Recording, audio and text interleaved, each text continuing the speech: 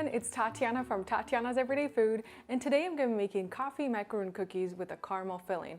In my previous video I made raspberry macaroons, and today's recipe is going to be slightly different. We're going to be using a sugar syrup, and I'm going to walk you through all the steps and all the ingredients we're going to need. We're going to need 150 grams of sifted almond flour, and I prefer to use almond flour instead of almond meal. I think it gives the cookie a better texture. We're going to need 140 grams of confectioner's sugar. We're going to need 10 grams of instant coffee powder. I just place some instant coffee into a food processor for a few seconds and it becomes a powder, and that's just the way we want it. Just place it into a small bowl. We're going to need 120 grams of white granulated sugar, and we're going to need 110 grams of aged egg whites. And I've split them into two bowls, so we're going to need 55 grams of each. And we're going to need 40 grams of water, and I placed it into a small saucepan, and this is what we're going to use for making our sugar syrup. For more information about using aged egg whites in your macaroon recipe, watch my previous video, the raspberry macaroons with lemon filling. I give a little bit more detail about which egg whites to use. So for this recipe, we're also going to need 2 baking sheets lined with parchment paper or a silicone mat if you have one, and we're going to need a large pastry bag tipped with a round tip. I'm going to place my almond flour into a large bowl. I'm also going to add my confectioner's sugar, and we're going to add our coffee powder. I'm going to use a spatula to very carefully combine all the ingredients together. You want a nice uniform mixture. Now I'm going to add 55 grams or half of my aged egg whites into my flour mixture, but I'm not going to stir this. I'm just going to set it in there, and I'm going to set all of this aside. Our next step is to prepare the sugar syrup. So I've placed my water into a small saucepan. I'm going to add my granulated sugar. And I'm going to bring this over to the stove top, and we need to cook this over medium heat until it reaches 240 degrees Fahrenheit. I've placed my other aged egg whites into my mixer bowl, and we're going to whisk them on medium speed until soft peaks form, but I'm not going to start whisking them until my sugar syrup is almost done. I've whisked my egg whites and I have my sugar syrup ready. I'm going to turn my mixer on high speed, and we're going to slowly add our sugar syrup.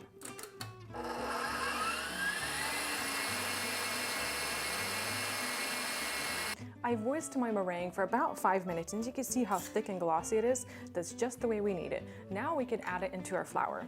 Now I'm going to transfer all of my meringue into my bowl. Now we're just going to very gently fold everything together. Now when making macaroon cookies, the batter needs to be a very specific consistency. Yet you don't want to undermix and not remove enough of the air, and you don't want to overmix to where the batter is going to be too runny. You want to get your batter to the point where it's going to just run off of your spatula. You can always just test it, pick it up, and if it drops back into a ribbon, then it's done. This one's not quite done yet, so I'm going to keep stirring. So my batter is almost done. You can see it just runs off the spatula much easier than it did earlier. It's perfect. You just want to test it, just drip the batter off the spatula, and if it settles back down in about 10-15 seconds, that's perfect. Now I'm ready to transfer my cookie batter into my prepared pastry bag. And I like to put my pastry bag in a large cup or a glass. It keeps it upright, and it's easier to transfer things into it like that. Now we're ready to pipe our cookies onto our parchment paper. If you have the time, you could draw guides in the back of your parchment paper, then just flip it over. If you don't have the time, you can always freehand this. Just try to make them about the same size. Once you've piped your cookies out, we need to tap the pan out a few times just to release any air bubbles that might be trapped in the cookies. So I've lined my counter with a towel. Just need to drop the pan a few times lightly. And you'll see air bubbles breaking the surface, and that's just what we need. And now we need to let the cookies sit for about half an hour until a nice film forms over the cookie. And this is going to help the cookies from cracking. It's also going to give the cookie that iconic shape.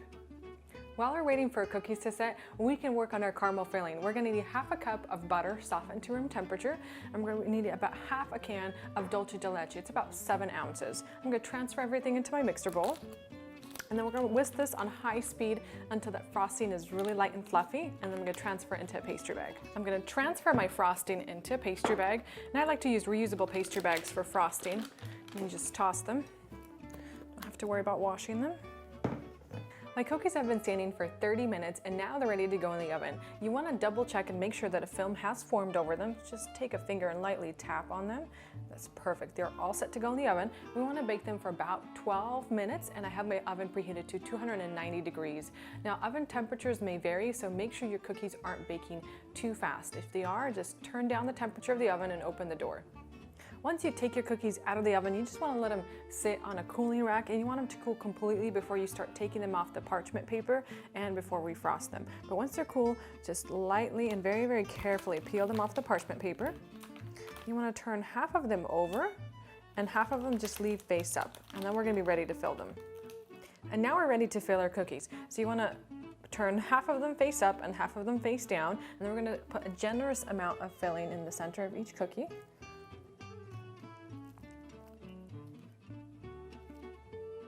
To put your cookies together, just take 2 cookie halves and very gently press them together, just like that.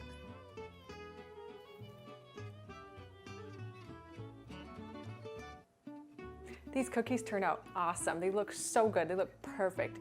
One thing that I did change about my recipe, I waited 1 hour instead of half an hour for a film to form over the cookies. It seemed that that worked better. They didn't crack in the oven.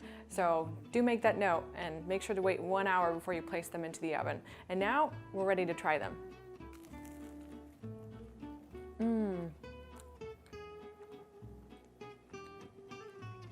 Perfection. These are so, so good.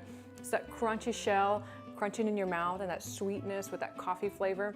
This is a perfect combination for a macaroon cookie. I really hope you guys have enjoyed this video. Make sure to subscribe to my YouTube channel and you'll get updates every time I post new videos.